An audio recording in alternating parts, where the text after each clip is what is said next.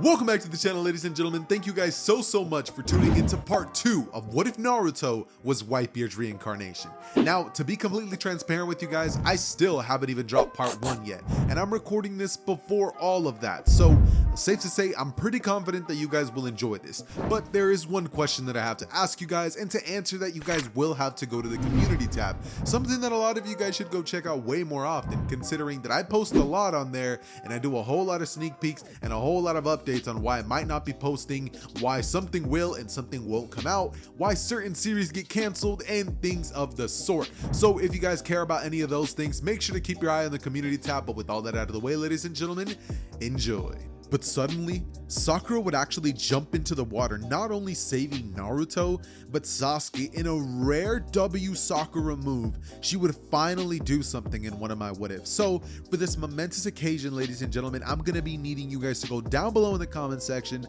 and commenting W Sakura moment.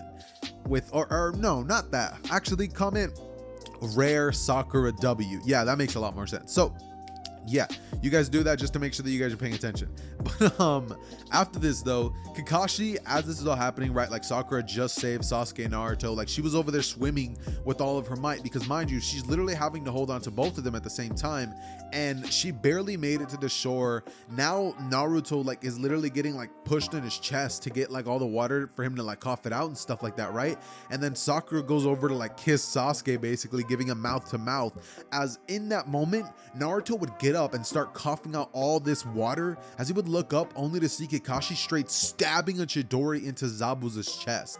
And Zabuza, like having this happen, would just stare into the eyes of Kakashi as they're both having this moment where they're like looking at each other, and Zabuza kind of just like nods at Kakashi as he would just straight up fall to the ground. And from here, Naruto would like fade in and out from unconsciousness, but eventually he would wake up a couple of minutes later to him being shaken by Tazuna, who would be gripping him by the shirt going, "Hey kid, you almost drowned me, not to mention you destroyed half the bridge," as Naruto and everybody there would be like, "Oh, that's true." Looking over to the battlefield, Kakashi would realize that Naruto made a huge mistake.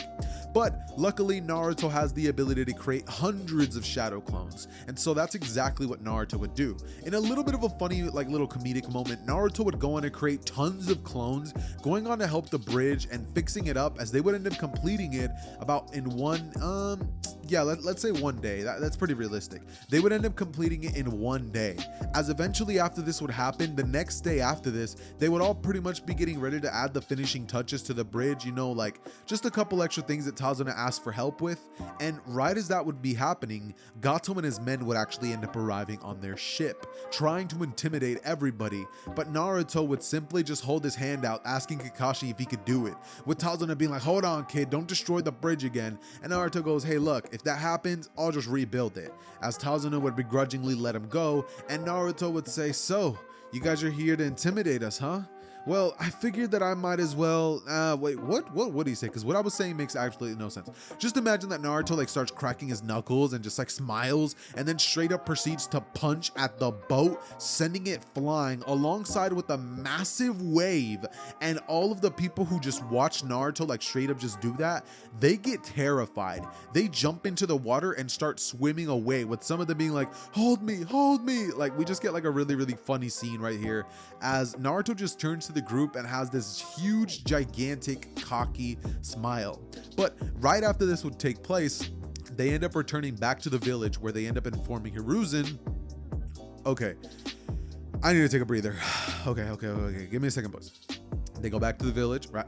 Matter of fact, I'm gonna drink some Sprite real quick. Give me a second.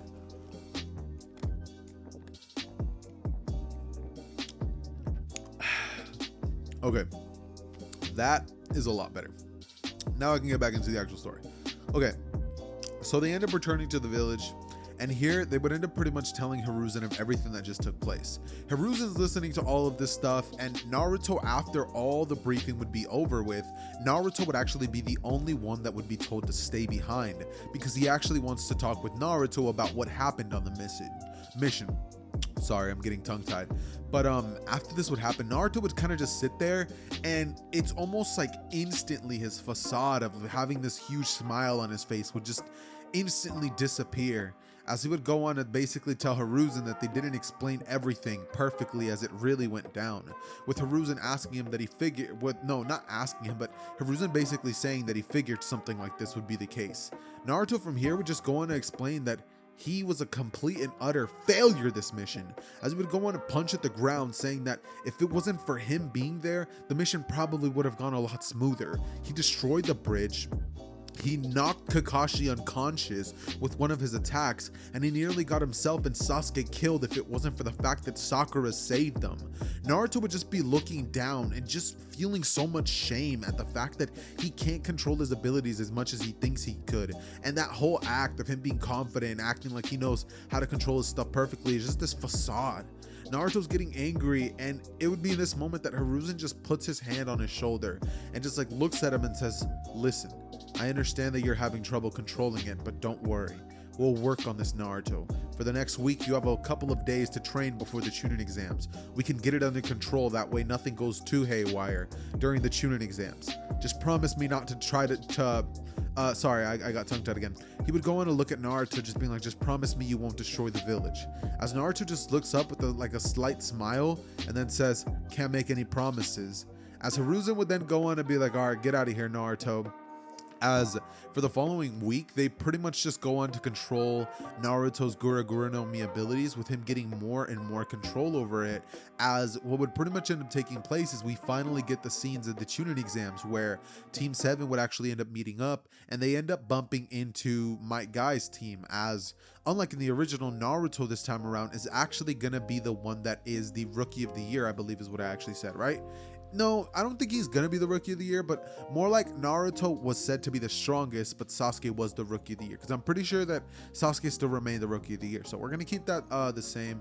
And Lee is actually gonna be challenging Naruto in this timeline, basically telling him that he wants to face him in a taijutsu combat, right? With him being like, "No ninjutsu," and Naruto's just like, "All right, bet, like we won't use none of that stuff." And then Naruto looks at Lee and he's like, "Wait, do KK Genkais count?" And Lee's just like, "Yeah, no KK Genkais." He's like, just a fair hand-to-hand match." As Naruto just looks at Lee, and they get into this battle, and mind you, Naruto's taijutsu skills are basically comparable to that of Sasuke's skills at this point. So without him even having access to something like the Sharingan, Naruto's unfortunately pretty much going to be getting slapped around this entire time, as Lee would just use this dude as a punching bag, and right after the battle would be over, Naruto would be extremely humbled, realizing that not only does he have to work on controlling his Gura no Mi abilities, but he has to work on his taijutsu because he's lacking in the departments of having hands. So that's something that would definitely stick with Naruto, and we would eventually move on to start covering the written exam portion of the test, as finally after they would be done with that, we would finally get a glimpse of the team going into the Forest of Death. And right here, I could definitely see something happening in which Naruto and Sasuke, like they just start arguing about who should actually be captain, but ultimately I can see something playing out where Sakura's like, "You guys are really gonna fight again?" And her saying, "Why don't you guys just play rock, paper, scissors or something?" And Naruto looks at Sasuke and he's like, "All right, I'll play you." And they both do it, but unfortunately for Naruto, Sasuke would end up winning by using the Sharingan and looking at the twitches of his muscles, like realizing that Naruto was about to throw a rock, so he ended up throwing paper. So after this would end up happening, they would end up rushing through the forest, bumping into two teams, as the first one wouldn't have the scroll that they need, so they just kind of let them go, and then they bump into another weak team, which is part of the Mist Village or something like that. I don't know if you guys remember this arc too well, but they just devastate them. Naruto using his Gura no Mi and Sasuke throwing a fire style jutsu in there would just absolutely obliterate him. And for those there, I did see a comment. I don't know why I keep like stuttering and like pausing and stuff like that. I really do apologize for that. But what I will say is I actually ended up seeing a comment of somebody asking me how in the world Sasuke learned a water style jutsu. And the best way that I could put this is Sasuke's somewhat of a genius. He has very decent chakra control, and with him like learning of this weakness, I can easily see Sasuke going on to ask Kakashi if there's any water style jutsus he can teach him, or not even asking him, but just like kind of figuring something out, finding a jutsu, like something that can teach him jutsus in the little town that they're in, and from that he would go on to learn the water style jutsu, right? A singular, simple water style jutsu. But I digress. What pretty much ends up happening once they start going through the village is they get the scrolls like I had explained, and then after they end up making their way towards the Chunin tower where they're going to try to finish everything up and hopefully not run into any more opponents. But unfortunately for Team 7, they are the main characters, so Orochimaru is going to be going to attack them. And with that, he would end up arriving as a massive chakra signature would begin getting closer and closer and closer, and the entire team can feel it. But Naruto is actually one of the people who is not as shaken up by it, just due to the fact that he's had not displeasure, but the pleasure of facing off against somebody with such high chakra reserves like Hiruzen, so Naruto is somewhat used to stuff like this happening. And so what would actually end up taking place is that while Sasuke and Sakura are both extremely fearful of Orochimaru, we have Naruto here who is not looking at everything through the same lens as they are. He's actually excited to face off against him. And Naruto, feeling this massive chakra signature, would wonder to himself if he's ready to face somebody like this.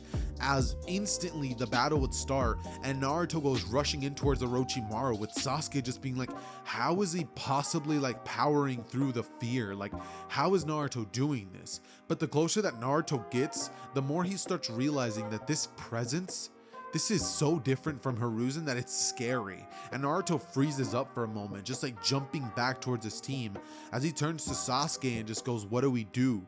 And Sasuke straight up just can't move. He's like, Naruto's also finally started sensing it, you know what I mean? As it'd be in this moment that Naruto like would straight up just slap Sasuke in the face, being like, hey, come on, we gotta fight this guy, don't we? As Sasuke would just look at Naruto and be like, you're right, as he would just say, I'll get you back for that one later.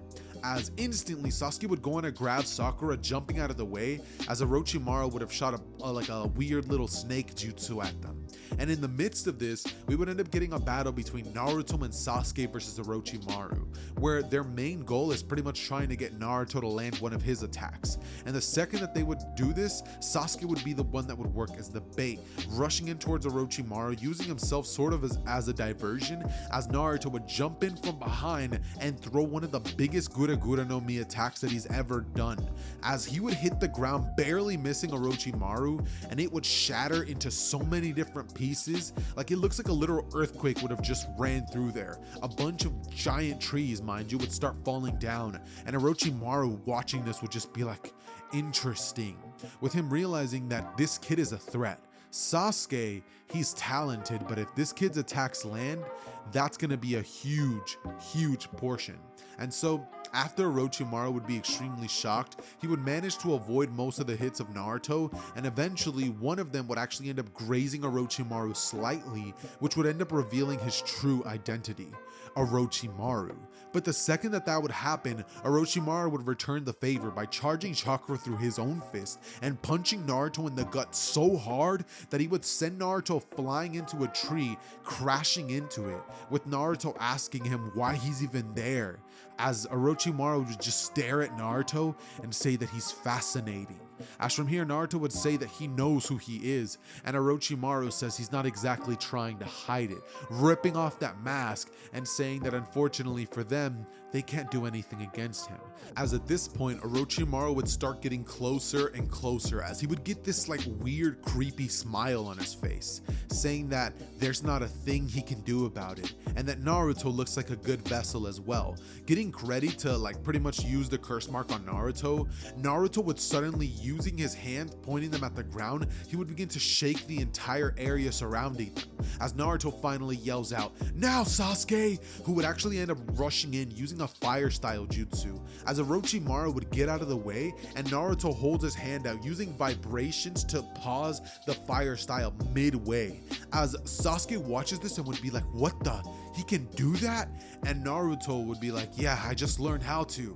As at this point, Orochimaru would reveal that he's right next to Sasuke, and he would end up biting down on Sasuke's neck, as Sasuke would instantly fall to the ground onto one knee, being like, ah!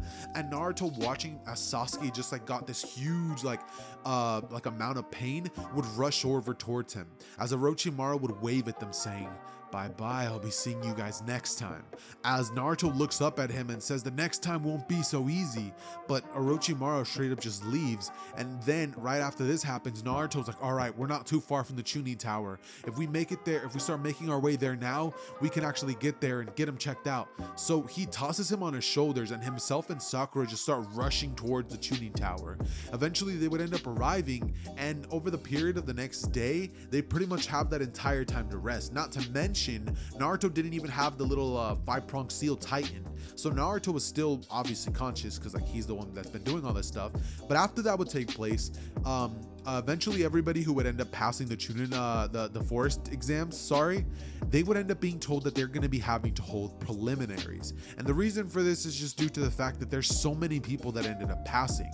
Not to mention, this time around, even the Sound Squad ninjas actually passed. Because keep in mind, they never ended up running into them. So this time around, instead of Naruto having the displeasure of fighting Kiba, I can finally change things up and have him fight somebody like Dosu. As I can definitely see the fight playing out in one of two ways. Number one, Naruto just straight up destroys Dosu by using an attack, or Naruto tries to show off and tries to basically see what Dosu's all about. And I can more or less see Naruto going for the second option. So I can see Dosu starting everything off by talking a bunch of mess to Naruto, saying that he's weak and that he's gonna show him the difference between their strength and villages. And Naruto's just like, yeah, like whatever. The battle would start and instantly Dosu would actually shock Naruto by shooting a sound attack right at Naruto's face. As this would gravely cause Naruto to be unbalanced and like just fall onto one knee, Dosu would take advantage of this opportunity and kick Naruto square to the face, but Naruto would straight up just tank it, not even being sent back flying, as he grabs onto Dosu's leg and starts charging vibrations through his entire body, with Naruto saying, I'll do you one better, being like, here's payback. Like, not saying that, but like kind of thinking to himself, like, here's payback for what you did to me. Because mind you, Dosu's sound attack rattled Naruto's like brain and like ears and stuff, and he still hears them ringing. And so Naruto is like not holding anything back, and he charges this like massive vibration through Dosu's body that straight up rattles his brain and causes Dosu to pass out unconscious, bleeding through his nose and mouth and ears. Dosu would be completely unconscious and taken out of the fight, as right after that would end up taking place, everybody else's battles would take place just like they do in the original, meaning that Naruto still vows to defeat Neji for what he did to Hinata, saying that like they're literally family, and like how dare he do that to somebody. So there's like a little moment where Naruto does sort of have that little Whitebeard personality, but keep in mind, this isn't what if Naruto was Whitebeard's reincarnation, but what if he had his powers, right? So he's not going to be a direct copy of Whitebeard. Anyways, after this would happen, I can definitely see Naruto trying to see if Kakashi's willing to train him, but Kakashi would be like, no, I'm training Sasuke. And so Naruto ends up asking Hiruzen, knowing that he's Hokage and he'll probably be busy with the Chunin exams. He's like, well, I mean, it's worth a shot. So he ends up going to Hiruzen's office, and unfortunately for him, he ends up being told no. However, there is some good news, because instead of Naruto meeting Jiraiya in the unorthodox way that they do in the original, Jiraiya would actually have to train Naruto from a special order from Hiruzen, saying that because of the Chunin exams, he's going to be too busy to train his own student. So Jiraiya is going to have the luxury of doing that as well, and he's going to be training the student of his own student, Minato. So, like you guys would expect, Naruto would train alongside Jiraiya, learning how to control his Nine Tails abilities, and also working on new ways that he can actually use his devil fruit powers. This time during this 1 month of training, Naruto would actually learn long range attacks and way better taijutsu, having the ability to watch Rock Lee fight up close against Gaara with the fourth gate. Naruto would have been so inspired to try to get stronger, and this would lead to Naruto being so unbelievably powerful that he would just be so ready for Neji. And with all that being said, the Naruto versus Neji fight would instantly start, with the proctor saying, Hajime. Instantly, Naruto would rush in towards the direction of Neji, as he would throw a Gura Gura no Mi attack right at his direction, who, thinking that this is just a normal chakra-based attack, would use his palm rotation technique. But the vibration would hit him, and Neji's entire body would start shaking, as mid-rotation, Neji just starts like straight up like, he starts just convulsing there, like the vibrations are going through his body, and he has the same exact reaction that Dosu does, as Neji would be taken out in one fell swoop, swoop, and this would lead to Naruto winning in a one-shot battle, which would highly impress the likes of Orochimaru, the other villagers, and also Hiruzen, who would actually be watching in the stands with a huge smile on his face, proud of what Naruto had accomplished, and actually pretty impressed at how much Jiraiya actually managed to teach him, knowing that his unorthodox methods would have probably ended up yielding some crazy results like this. So he's not too surprised. Anyways, right after this would take place, Sasuke versus Gaara would happen, and like you guys would probably expect, Gaara, Sasuke, they end up rushing out of the arena. They had their own 1v1 battle off in the distance, and Naruto, just like in canon, would end up being ordered by Kakashi to go over and help Sasuke. But what Naruto really wanted to do was to go help Hiruzen, not only because he knows Hiruzen's fighting against Orochimaru and he, wants to be extra cautious about it, but also due to the fact that Orochimaru straight up disrespected him the last time they fought. And Naruto's over here thinking that now he's even the playing field, even though, yeah, he's still not there yet. Like, he still has a little bit of way to go. But regardless, he would end up arriving towards the direction of where the battle's taking place with Sasuke and Gaara, and right before they could have a Chidori sand attack clash, Naruto would actually drag Sasuke out of the way, dodging the attack that actually would have ended up breaking his arm. And Sasuke would look at Naruto as Sasuke asked what the heck he thinks he's doing, saying that he could have had him right there. But Naruto says he's out of his mind and that he wasn't ready to face somebody like him. But Naruto would look at him and say, but they are. As from here, Sasuke looking towards Naruto would say, fine, but you owe me a one-on-one match after this. I want to settle the score. I haven't forgotten what you did to me in the forest. As from here, Naruto would break out into a slight cackle as they both turned towards the direction of Gaara, who's just straight up looking at them, and he would rush at them screaming, die!